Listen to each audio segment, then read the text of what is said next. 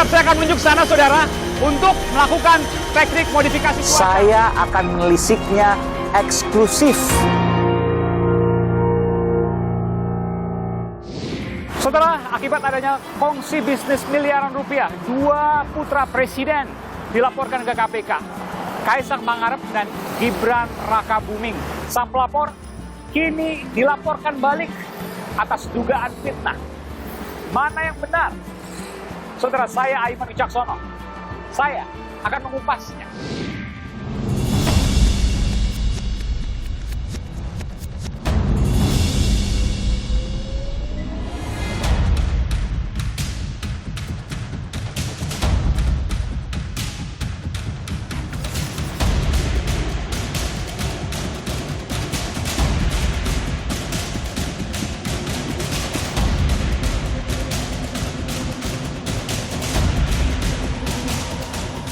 Dugaan tindak pidana korupsi dan atau tindak pidana pencucian uang, dugaan KKN relasi bisnis anak presiden dengan grup bisnis yang diduga terlibat pembakaran hutan. Ya cek aja, kalau ada yang salah ya silakan dipanggil, salah ya apa ya dibuktikan.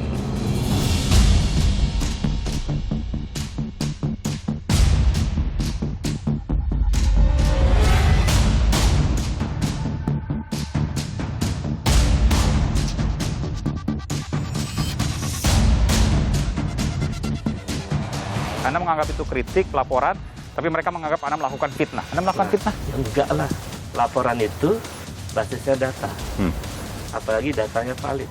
Dan saya memilih jalan melalui jalur hukum, itu jalur yang terhormat. Bung Noel, kenapa Anda laporkan? Anda kan saya tahu bahwa Anda tumbuh dari demokrasi. Anda menentang Orde Baru pada saat itu karena KKN. Sekarang Anda mencederai demokrasi karena ada orang kemudian untuk mencoba membongkar sesuatu, meskipun belum tentu benar, lalu Anda langsung meng-counter dengan laporan. Gini, saya sebagai aktif 98 ingin mendidik juga Ubedillah bahwa saya juga punya hak secara konstitusi di Republik ini. Makanya dalam demokrasi kan instrumen tertinggi itu adalah hukum. Oke. Untuk apa? Membuktikan kebenaran ini. Kalau Orde Baru, apa yang dilakukan Ubedillah, ini udah hilang. Jangankan Ubednya, kita yang duduk di sini juga hilang semuanya nih. Pertama kali ketemu ya, Bung Noel ya, Bung Ubed ya. Aduh, ini saya jadi penengah nih, di tengah ada saya. Basis datanya kan spekulatif. Oh tidak. Spekulatif dong, Bet. Iya. Ini kan pertanggungjawaban publik yang Anda sampaikan ke publik. Bung Noel belum baca data yang kami berikan KPK kan? Data itu didasarkan oleh asumsi. Salah. Dan itu disampaikan, mendapatkan data itu juga dari media. Oh, no, itu no. dong. No, Nah, no, kita no. punya.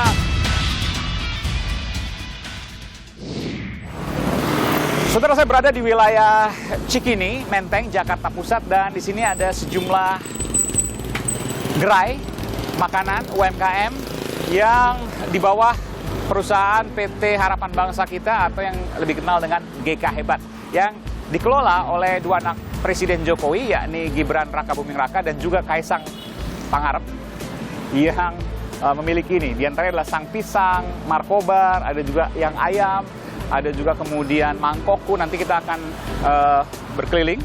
Di sini ada dua, Sang Pisang dan Markobar. Kita akan coba masuk ke dalam, saudara.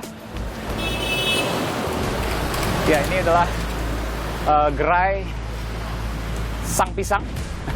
Ini bentuk kreatif dari putra presiden, putra bungsu Kaisang Pangarep 2024 kerja untuk Sang Pisang ya.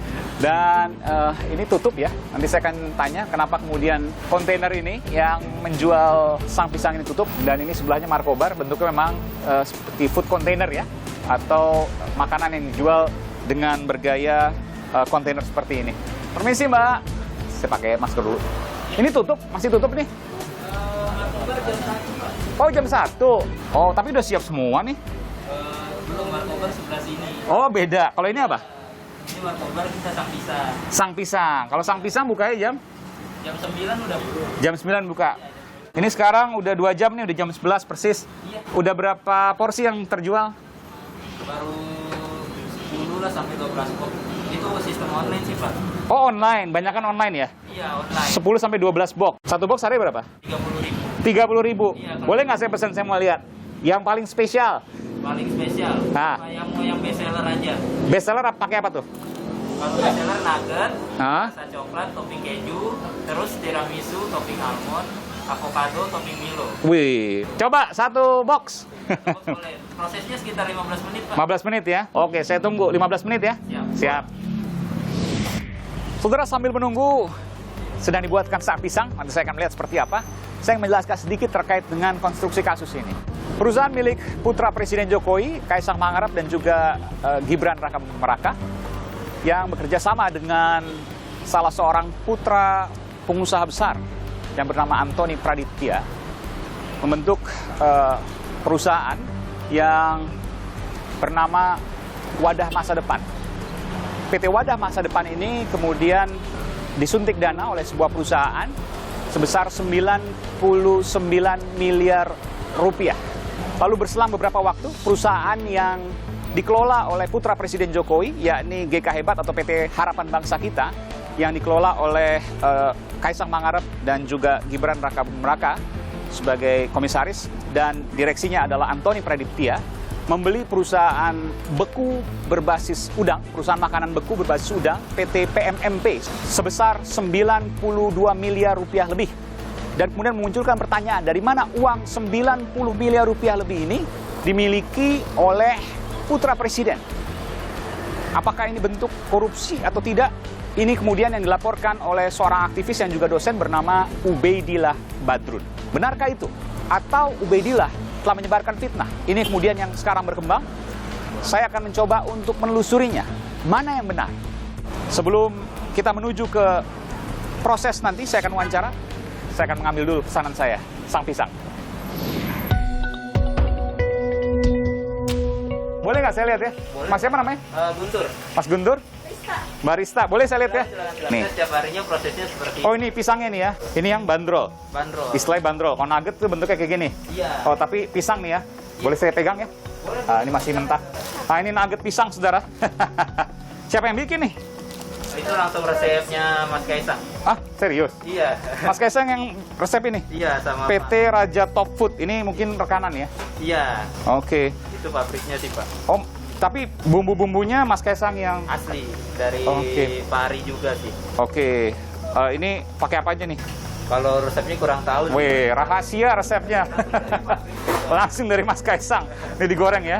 Nanti pakai macam-macam tuh ya, ada coklat, keju dan lain sebagainya. Ini ininya, topping-toppingnya. Ini stok kita. Topping-toppingnya ya. Iya, stok Oke, ini topping-toppingnya saudara luar biasa ini ya. Ini alpukat. Apalagi nih? Oh, tiramisu. Iya. Oke. Ini untuk sang pisang ya. Ini sang pisang, ini markoba. Kenapa kok pukul 1? Apa ada pengurangan karena ada turun karena pandemi, jadi pembelian turun atau gimana? Ngikut pandemi sih, Mas. Oh, karena? Jam operasional DKI sih. Kan Kalau- pagi nggak ada masalah, malam ya nggak boleh. Iya, mungkin dari manajemen markobarnya sih Oh, seperti itu. mungkin hitung-hitungan ekonomi lebih cocok. Iya. Pepetin ke malam gitu ya? Iya, dia dari jam 1 ke 9 malam udah pulang kita semua. Oh, kalau ini sang pisang dari jam 9? 9 ke 9. 9 ke 9, lebih panjang sang pisang nih ya. Iya.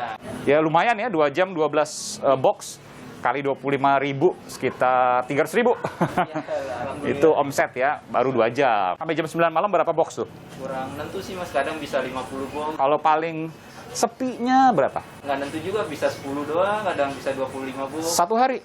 Iya. Hari apa tuh biasanya tuh? Biasanya sih di hari-hari libur sih, terkadang di Sabtu atau Minggu ya.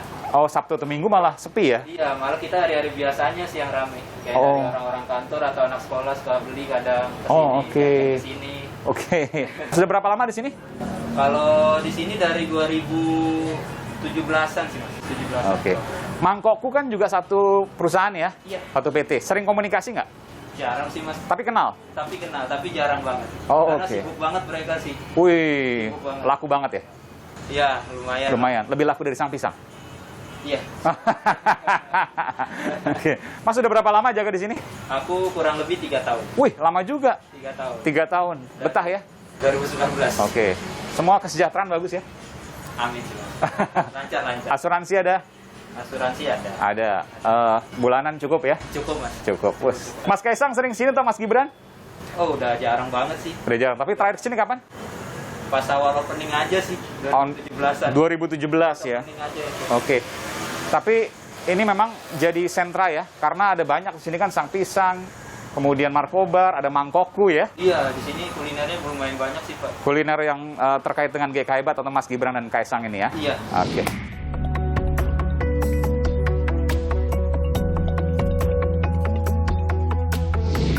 Nah, sudah dikasih toppingnya tadi, kita akan lihat nih. Oh, luar biasa. Saya boleh buka dulu Mas ya? Boleh, boleh. Oke, sebelum dibayar dibuka dulu. Harganya 25.000. Iya, benar. 25.000, nanti bayarnya online ya. Waduh, ini nugget pisang rasa coklat topping keju. Iya, benar sekali. Luar biasa ini. Terima kasih Mas. Iya, siap. Sehat selalu. Dan saudara, jadi ya Sang Pisang, Markobar nanti siang, GK Hebat, PT Harapan Bangsa kita nih, tertulis di sini ya. Member of GK Hebat atau PT Harapan Bangsa Kita. Karena perusahaan GK Hebat atau PT Harapan Bangsa Kita ini membeli perusahaan pengolahan makanan beku berbasis udang yang merupakan PT PMMP namanya, seharga 92 miliar rupiah lebih. 8% dari saham yang dimiliki oleh PT PMMP.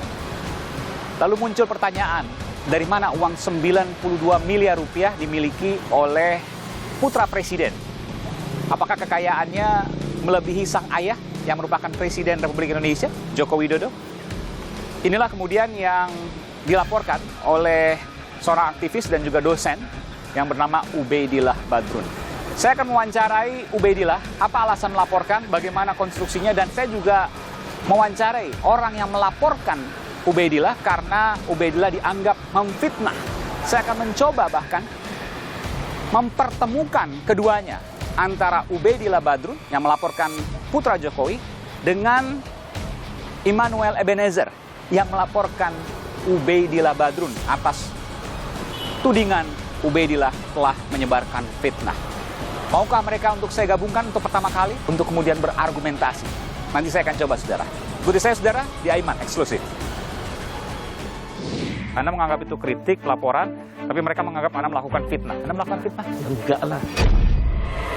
Saya akan menelisiknya eksklusif